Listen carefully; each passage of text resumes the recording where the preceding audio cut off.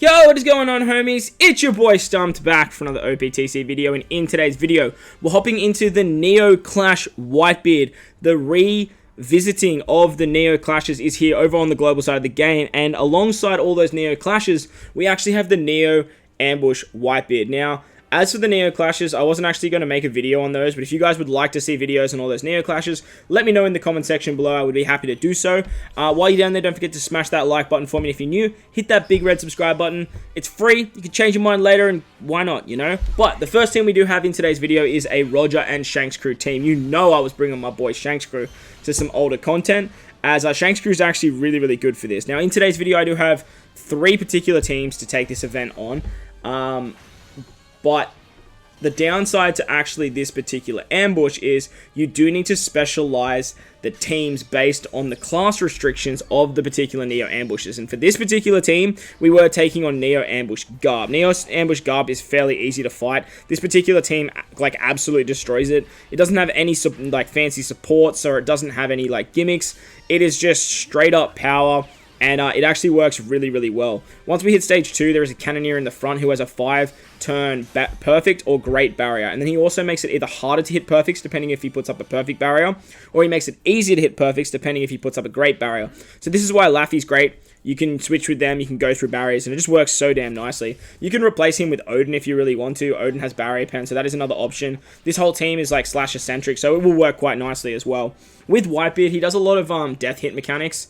So this particular fight can be very annoying, and actually getting this ambush to pop is even more annoying, as sometimes you can go 5, 6, even 10 clears of the clashes and actually not get this particular ambush to pop, and it's just so ridiculously annoying. I'm not gonna lie, but what you can do is you can use Corazon on your Laffy unit if you have access to Corazon. That's just going to make this particular stage a lot easier, and it's actually going to make it a little bit faster, as on stage 3, we come up against a bunch of mob enemies who have a lot of defense, but 6 HP, and if you don't kill them on turn 1, they actually bind a random crewmate for 2 turns, so that's where Corazon would be quite nice. That way you just don't have to stall this extra turn, but nevertheless, this team still does it very well.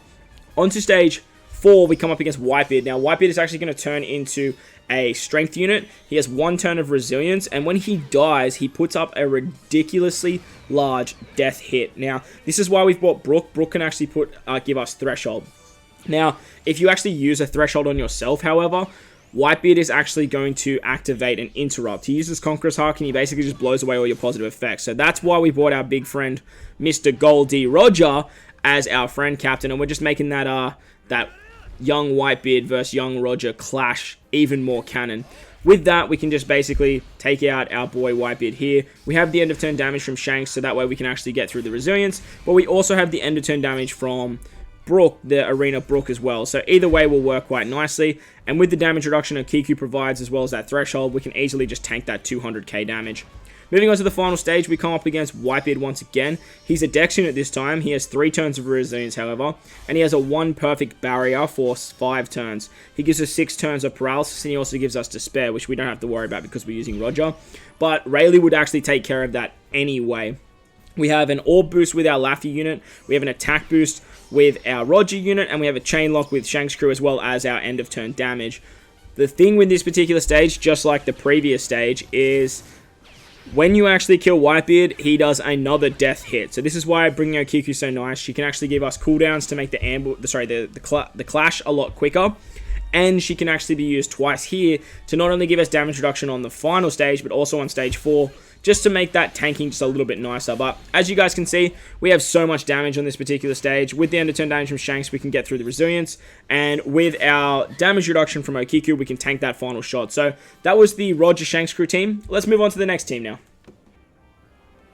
And the next team is utilizing a double versus Akainu team, and this particular team was actually a lot of fun. So the notable supports that we do have for this particular team, we are using the rare recruit Sengoku that actually came out with versus Akainu on our Akainu, and we also have the rare recruit Sanji on our Lion Sung Zoro. The final unit that I want to talk about before we get into the content is actually Perispero. Now, if you guys don't have that Perispero, the Kizuna Rare Recruit, don't stress. I've literally only got him here because he removes Resilience. So you can easily replace him with any other Resilience remover or anyone that can actually do end of turn damage. The big reason I actually brought him is because he works very, very well for the Clash. This particular team I went up against Clash Nightmare Luffy, and with the support of Sweet 3, the Sweet Generals, it just made that clash so much easier. But nevertheless, he's not a be-all or end-all unit, so if you are looking for a replacement, you can easily replace him with someone that does end-of-turn damage, like I said, or you can use someone like someone that can remove Resilience as well. You do obviously have like Smoothie and Oven, you can use that switch ability, that's another option to do end-of-turn damage. So there are a lot of very good options that you guys can actually use for this particular team. On stage 2, we come up against a bunch of mob enemies, and the guy in the front has a barrier. So that's why Akainu is so great, because we can just use barrier pen to get through that. Once we hit stage 3, we come up against another bunch of mob enemies that have a lot of defense, but like 6 HP. It's very, very annoying this particular stage, as if you don't actually kill them all, they're actually going to give you 2 turns of bind after sockets on a random crewmate. So try and kill as many as you possibly can. Ideally, you only want to leave 1 left. As if you leave more than 1 left, you're going to cop a lot more bind, and ideally, you don't want it to be on your captains. If it's on your captains, just quickly close the game and then reopen it, because Akainu actually gives that burn, so no matter what, you're basically going to kill at the end of that turn. So ideally, you only want like 1 to maybe 2 units that have bind, and ideally, you don't want it to be your captain or the same unit. Once we hit the next stage, we come up against WhiteBeard, who turns into a strength unit. He has 1 turn of Resilience, which we can remove with the support of Sengoku, so that's very, very nice. As well as get a Chain Lock and an Orb Boost. We can use the versatility of Akainu as well to make all those orbs matching, so that way that Orb Boost does a lot more damage. And then we can use the Lion Song Zoro special to actually make us immune to all strength damage. And because WhiteBeard is a strength unit, we actually don't have to worry about taking damage here, which is really, really cool. Plus, Zoro has access to that Sanji Rare Recruit support, which can help us get around the paralysis on the next turn. So when WhiteBeard dies, he does that death hit, which we block, as well as give us a full board of negative orbs as well, so unfavorable slots. On the final stage against WhiteBeard once again, he's actually going to be a Dex unit this time that has 3 turns of Resilience. He gives us 4 turns of Despair and 6 turns of Paralysis. So we can remove the Despair with our support Sanji, and then we can remove the Paralysis with our Buggy and that help with that support Sanji as well. We can give ourselves a full board of matching orbs, as well as an orb boost and a chain lock with our Akainu. We can get a threshold as well as damage reduction with our Barto Cavendish, as well as a 2.25 times attack boost to our driven units, which this whole team actually is. And then finally, we can remove the Resilience with our boy Perispero. But as I mentioned, don't stress if you don't have Perispero, just replace him with anyone that can remove Resilience or do end of turn damage. When you do use a threshold though, on this particular stage against WhiteBeard, he actually has an Interrupt, and that Interrupt basically just turns him back into a strength unit, which for our team, it doesn't matter to, like, well, for this particular team, it works quite nicely because we have a lot of quick units, but nevertheless, like, we all have enough damage with all these teams that him changing colors really doesn't mean a rat's ass. So we can get the conditional boost with the versatility of Akainu, and with that, we're pretty much in good stead to just absolutely decimate our boy WhiteBeard here. See you later, brother. So that was the double versus Akainu team. Works very, very nicely and was very, very fun. But like I said, you do need those 2 supports to make this team actually work. Let's move on to the final team now. And for the final team of the video, we're using Queen Big Mom versus Big Mom. Now, for this particular team, we do have some very notable supports. And one of them is a support rare recruit, which is Suru on our Garb. That is very, very important. You need to make sure that you have Suru, otherwise this team won't actually work. But I imagine you could probably replace Garp with someone that does 3 turns of end of turn damage. Just Garp and Suru work so nicely. And I sort of wanted to balance the teams, have a more sort of eccentric kind of team at the end and a pretty straightforward team at the start. We also have Corazon on our lore. The Legend Corazon is also very, very essential for this particular team to function, as that way we can get around the 7 turns of paralysis on the final stage. Once we hit stage 2 though, we come up against a bunch of mob enemies. The guy in the front is very, very annoying. He does a lot of damage, and that's why we actually brought Lore. You can also use Garpy as Barrier Pen as well. But with Barrier Pen, we can actually take him out easy peasy. Now, for this particular team, we fought Clash Luffy once again, or the Neo Clash Luffy. That Neo Clash Luffy is probably arguably the best of the Neo Clashes. So if you are looking for a team that can clear both, this team actually does it fairly nicely. It's not exactly the fastest team for the Clash, obviously, because we had the ambush in mind, but it does do it very, very nicely. You just do need to make use of the similar slots that Big Mom can provide, as well as the locking orb ability that the Magello ship can provide. Now, Magello is essential for this particular team to function as well as having the Otama support on our Big Mom. You can easily use support Daifuku, the limited rare recruit Daifuku. He would work as well. But Otama is just a little bit more accessible, so I thought I'd include her.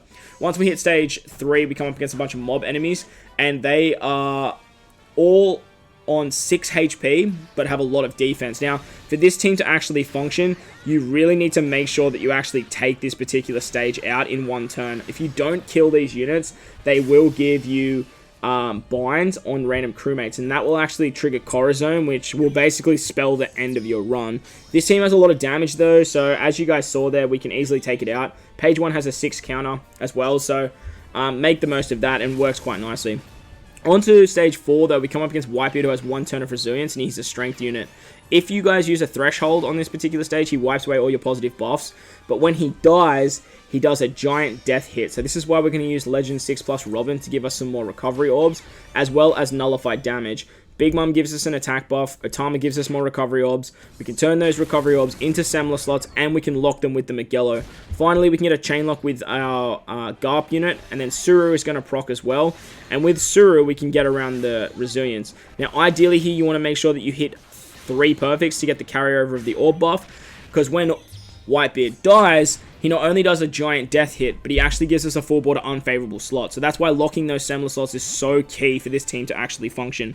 On the final stage, we come up against WhiteBeard once again. He's a Dex unit who has a 1 perfect barrier. He has 3 turns of resilience, gives us 6 turns of paralysis, and 1 turn of despair after sockets.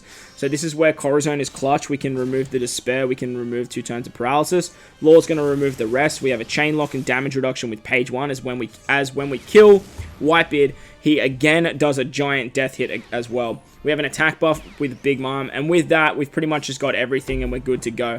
As I sort of said at the start of the video, this particular ambush is fairly tricky, and you do have to sort of target the Neo clashes that are class restricted. And it's up to you guys if you want to farm this. These units aren't even boosted in Treasure Map, and honestly, they're not even that useful units nowadays, as all of this content is quite old. And honestly, as a long-time player, I've barely ever used these units. I couldn't even tell you the last time I used this unit. But that's going to wrap up today's video, guys. I hope you guys enjoyed it. If you did, make sure to go in there and belt the like button for me if you're new to the channel. Hit the big red subscribe button too. But guys, wherever you are in this beautiful world, please remember to enjoy the rest of your day. As always, homies, I thank you guys for watching, and I'll catch you in the next one.